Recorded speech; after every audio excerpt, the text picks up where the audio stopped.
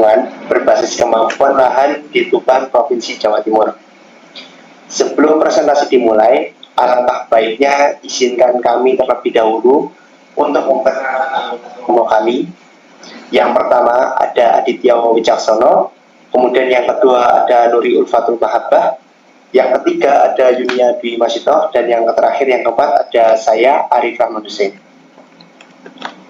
Selanjutnya langsung saja kita langsung ke presentasi. Pembahasan yang pertama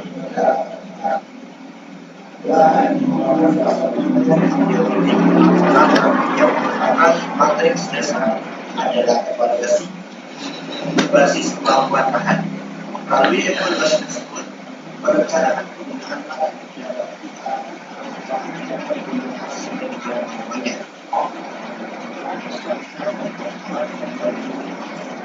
sehingga pemanfaatan dapat diarahkan sesuai daya dukungnya. Menurut Gold,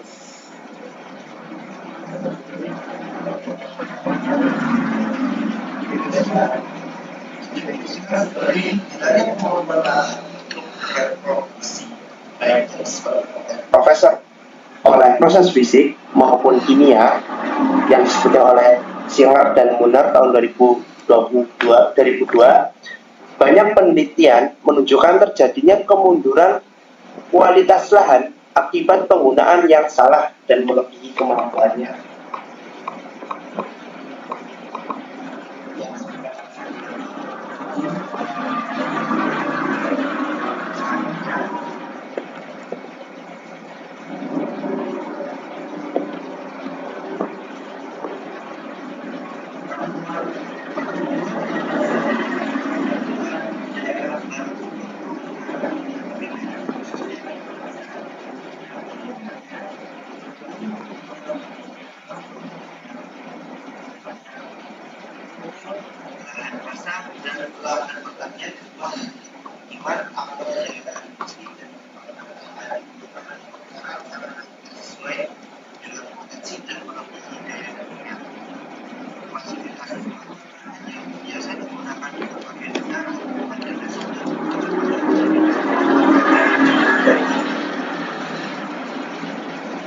Lahan dari Departemen Pertanian Amerika Serikat, United States Department of Agriculture, menyebutkan mengenai hal tersebut.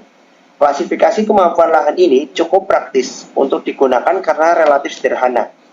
Hanya memerlukan data sifat-sifat fisik dan morfologi tanah, serta sifat-sifat lahan yang dapat diamati di lapangan, tanpa memerlukan data sifat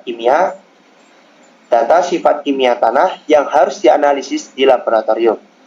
Berbeda dari sistem evaluasi lahan dari FAO, sistem ini telah digunakan dalam pemetaan tanah TEL di Amerika Serikat sejak tahun 1960-an hingga sekarang, dan ternyata sangat membantu dalam perencanaan tata guna lahan.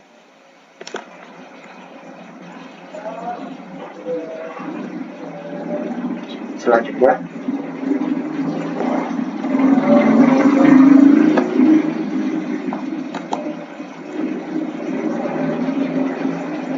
menurut menyebutkan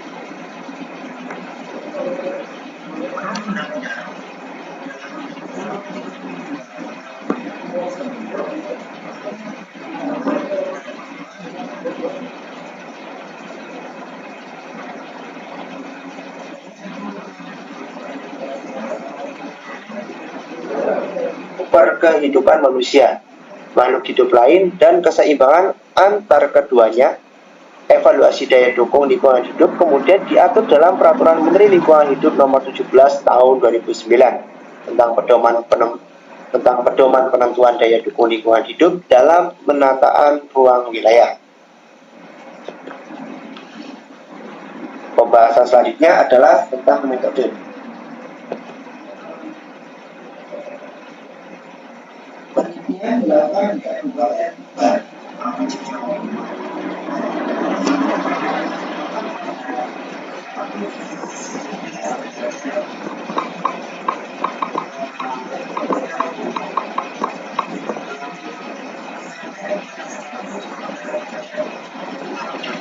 Dan 6 derajat 40 sampai 7 derajat 18 bintang selatan sampai tahun. Wilayah penelitian memiliki iklim tropika basah dengan curah hujan tahunan rata-rata 2.132,7 mm. Curah hujan bulanan berkisar antara 2,1 mm sampai dengan 430,22 mm. Temperatur rata-rata bulanan berkisar antara 26,6 sampai 28,9 derajat Celcius. Penggunaan lahan dan penggunaan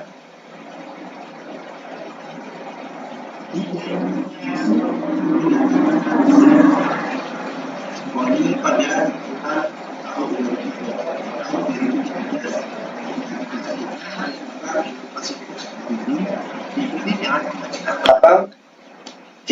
diikuti dengan pengecekan lapang. Interpretasi dilakukan menggunakan perangkat lunak ERDAS Imaging, analisis penggunaan lahan dan tutupan lahan menghasilkan 10 jenis penggunaan dan tutupan lahan sesuai dengan standar nasional penutup lahan. Presentasi selanjutnya saya serahkan kepada Yunia.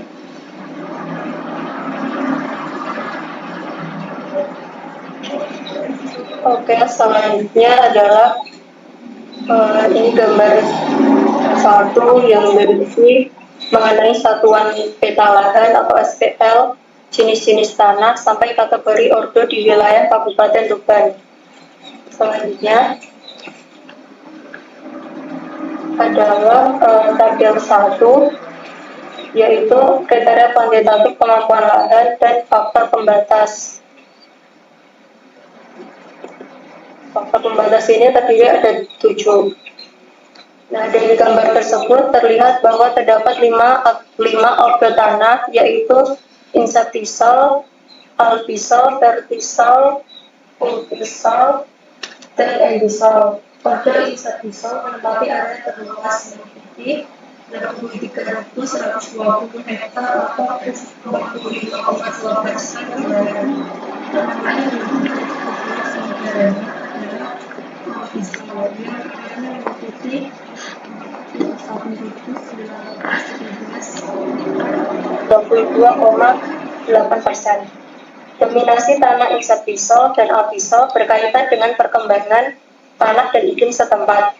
Tanah-tanah insatisal merupakan tanah yang relatif muda dan belum berkembang terlalu lanjut, dicirikan oleh adanya horizon kambing. Tanah alpisal dicirikan oleh horizon penimbun liat atau argilit dan mempunyai kejenuhan basa tinggi lebih dari 35%. Perkembangan tanah-tanah dominan di Tuban ini berkaitan dengan bahan-bahan induk yang relatif basah dan berkapur, menurut tahun 2009. Selanjutnya, hasil analisis kemampuan lahan kemudian dibandingkan dengan penggunaan lahan aktual. Hasil interpretasi citra landscape 8 ORLI dan alokasi pola ruang dalam rencana tata ruang wilayah kabupaten atau RT/RWK. Dalam RT/RWK, pola ruang merupakan acuan untuk alokasi pemanfaatan lahan. Undang-Undang Nomor 26 Tahun 2007. Kesesuaian antara kemampuan lahan dengan penggunaan lahan aktual dan alokasi dalam pola ruang dikelaskan dalam 3 kategori: sesuai bersyarat dan tidak sesuai. Kesesuaian yang digolongkan sesuai berarti penggunaan lahan aktual atau alokasi pola ruang dalam RPT-RWK telah sesuai dengan kemampuan lahannya. Demikian pula sebaliknya. Kesesuaian yang digolongkan tidak sesuai berarti penggunaan lahan aktual atau alokasi dalam pola ruang dalam RPT-RWK melebihi daya dukung berbasis kemampuan lahannya. Selanjutnya adalah tabel 2, yaitu kriteria penggunaan lahan pada setiap Selanjutnya, berikutnya adalah hasil dan pembahasan. Hasil penilaian kemampuan lahan pada setiap SPL disajikan pada tabel 4. Kemudian rekapitulasinya disajikan pada tabel 5 dan tabel 6, sedangkan penyajiannya dalam bentuk spasial disajikan pada gambar 3. Selanjutnya akan disampaikan oleh Adit.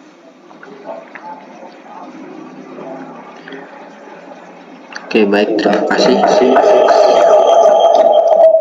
Waduh, kok berkembang ini.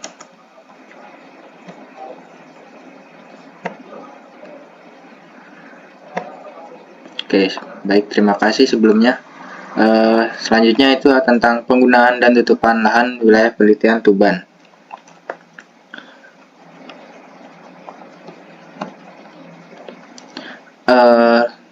Kemudian ada peta kemampuan lahan. Tabel 3 itu luas penggunaan dan tutupan lahan wilayah penelitian. Ada klasifikasi, ada awan, badan air, hutan, lahan kering, lahan pertanian, permukiman, sawah, semak, belukar, tambak, dan tanah terbuka. Oke, untuk klasifikasi lahan kelas kemampuan 1 merupakan lahan yang sesuai untuk segala jenis penggunaan lahan tanpa memerlukan tindakan pengawetan tanah yang khusus ARSAT atau 2010 Veton 2014. Lahan terbaik yang ditemukan di Tuban adalah lahan kelas 2, yaitu lahan dengan penghambat yang relatif sedikit. Lahan kelas 2 di Tuban dijumpai seluas 55.090 hektar atau 30% luas wilayahnya. Lahan kelas 3 dijumpai pada areal seluas 81.606 hektar atau 44% dari luas wilayah Kabupaten Tuban yang seluas 183.995 hektar. Lahan kelas 3 mempunyai penghambat yang agak berat yang mengurangi pilihan jenis penggunaan yang dapat diusahakan atau memerlukan usaha pengawatan tanah yang khusus atau keduanya. Di Tuban, penghambat utama yang mengantarkan lahan ke kelas 3 adalah lereng, drainase, bahaya banjir atau genangan, dan kedalaman yang efektif. Penggunaan lahan kelas 4 sangat terbatas karena salah satu atau kombinasi dari penghambat seperti lereng yang curam, kepekaan erosi yang besar, erosi yang telah terjadi berat, tanah dangkal, daya menahan air rendah, sering tergenang banjir yang menimbulkan kerusakan berat pada tanaman, dan drainase terhambat dan masih sering tergenang meskipun telah dibuat saluran drainase. Kemudian yaitu lahan kelas 6 menempati areal seluas 37.268,4 hektar atau 20%,2 dari luas wilayahnya. Penggunaan untuk padang rumput harus dijaga agar rumputnya selalu menutup dengan baik. Bila dihutankan, penebangan harus lebih efektif. Lahan ini mempunyai penghambat yang sangat sulit diperbaiki. Di Tuban, penghambat utama yang menghantarkan lahan kelas 6 adalah lereng, yaitu kemiringan antara 30-45% atau kedalaman yang efektif. Kemudian yang terakhir adalah lahan kelas 8, tidak sesuai untuk produksi pertanian dan harus dibiarkan dalam keadaan alami atau di bawah vegetasi hutan. Berikut adalah gambaran tabel tentang tabel 4 kemampuan lahan dan faktor pembatas utama pada masing-masing SPL Kabupaten Tuban. Dan samping adalah tabel 5 tentang rekapitulasi pengelompokan lahan di Tuban berdasarkan kemampuan lahannya. Ada 1, 2, 3, ada 5 kelas divisi. Dan tabel 6 rekapitulasi pengelompokan lahan di Tuban berdasarkan faktor pembatas kemampuan lahannya. Faktor pembatas kemampuan lainnya adalah lereng, drainase, cave dan lereng drainase, drainase banjir, kedalaman banjir, telaga lereng drainase. Keterangan tekstur lapisan atas, TLB tekstur lapisan bawah, lereng, dan cave kedalaman efektif. Kemudian tabel 7 keseluruhan antara kemampuan lahan, penggunaan lahan aktual dan pola ruang dalam RT RWK Tuban. Ya, bisa dilihat ada 5 kelas kemampuan lahannya. Dan tabel 8 rekapitulasi perhitungan kesesuaian antara kemampuan lahan dengan penggunaan lahan saat ini dan dengan rencana pola ruang dalam RT RW Kabupaten. Nomor 1 yaitu lahan perkembangan tinggi sampai sedang. Nomor 2 lahan kemampuan agak rendah sampai rendah. Dan 3 total semua kelas dari 1 sampai 8 kelas kemampuan lahannya. Dan hasil analisis kesesuaian antara kemampuan lahan dengan penggunaan lahan aktual di seluruh wilayah Tuban disajikan pada gambar 4 dan tabel 7. Rekapitulasi perhitungan secara lebih garis besar disajikan pada tabel 8. Dari gambar tersebut terlihat bahwa pada lahan-lahan berkemampuan tinggi sampai sedang yang dapat digunakan untuk pertanian yaitu lahan kelas 1 sampai kelas 4. Dalam hal ini di Tuban hanya kelas 2 sampai kelas 4 saja. Lahan-lahan yang harus dikelola dengan lebih hati-hati adalah lahan dengan kemampuan lahan agak rendah sampai rendah, yaitu lahan kelas 5 sampai kelas 8. Dalam hal ini di Tuban adalah lahan kelas 6 dan 8 karena tidak ada lahan kelas 5. Total luas lahan kelas 5 sampai 8 atau lahan berkemampuan agak rendah sampai rendah di Tuban adalah 38.190,3 hektar atau 20,8% dari luas wilayahnya. Dari total luas lahan yang berkemampuan agak rendah sampai rendah tersebut, sebagian diantaranya digunakan dengan melebihi kemampuannya, yaitu seluas 28,261,9 hektar atau 74% dari luas lahan berkemampuan agak rendah sampai rendah. Alokasi lahan dalam pola ruang pada RT RWK disajikan pada gambar 5 yang tadi tentang peta kemampuan lahan, hasil analisis kesesuaian antara dan kemampuan lahan dengan alokasi lahan dalam pola ruang RT RWK disajikan pada tabel 7, tabel 8 dan gambar 6. Hasil menunjukkan bahwa lahan dengan kemampuan tinggi sampai sedang kelas kemampuan lahan 1 sampai kelas 4 atau dalam hal Kabupaten Tuban lahan kelas 2 sampai kelas 4. Sebagian lahan seluas 112.381,7 hektar atau 78,7% luas lahan berkemampuan tinggi sampai sedang terus dialokasikan untuk penggunaan lahan yang sesuai dengan kemampuannya. Lahan seluas 30.398,6 hektar atau 21,3% dari luas lahan berkemampuan tinggi sampai sedang alokasi pola ruang melebihi daya dukung kemampuan lahannya, namun masih memungkinkan digunakan secara bersyarat. Kualitas yang cukup baik dari RT RWK dapat dilihat dari tidak adanya alokasi lahan dalam pola ruang yang tidak sesuai dengan kemampuannya. Berikut adalah gambar 4 tentang kesesuaian antara kemampuan lahan dengan penggunaan lahan aktual. Dan ini gambar 5 tentang peta alokasi lahan dalam pola ruang pada RT RWK di wilayah Tuban. Ada beberapa jenis klasifikasinya, itu pola ruang hutan produksi, lahan cadangan permukiman, lahan pertanian, pariwisata, permukiman, industri, PLTU, PPI, pelabuhan, pertambangan, rawat, tegalan atau ladang, sawah, tambak, dan sungai. Dan kemudian adalah gambar 6 tentang kesesuaian antara kemampuan lahan dengan alokasi lahan dalam pola ruang pada RT RWK. Kesesuaian lahannya klasifikasinya ada 4 dan kesesuaian lahannya ada sesuai, sesuai bersyarat, dan tidak sesuai dan tidak dapat dinilai. Berikutnya akan dibacakan oleh Nuri Ufalto. Selanjutnya adalah hasil keseluruhan. Hasil analisis seluruh secara umum menunjukkan bahwa alat aktual dalam pola ruang pada RWK cukup baik.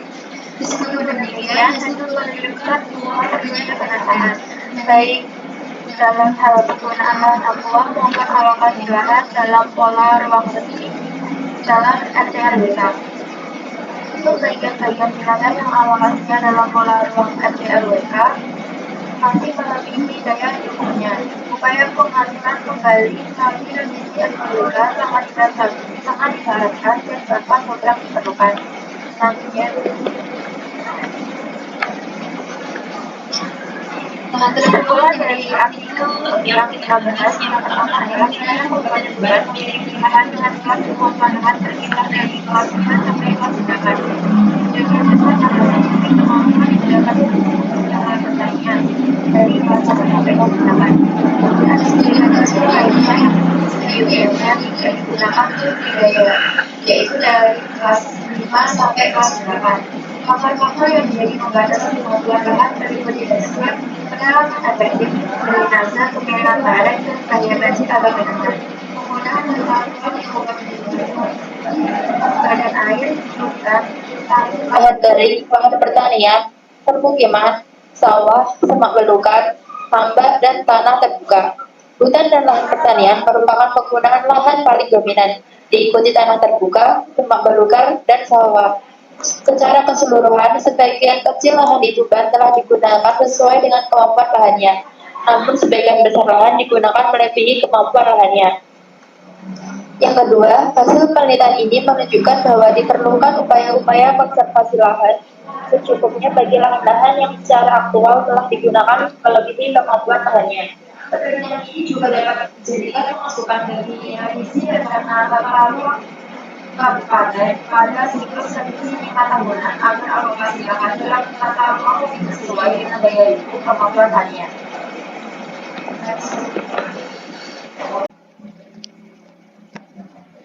Ya, mungkin cukup sekian dari kelompok kami.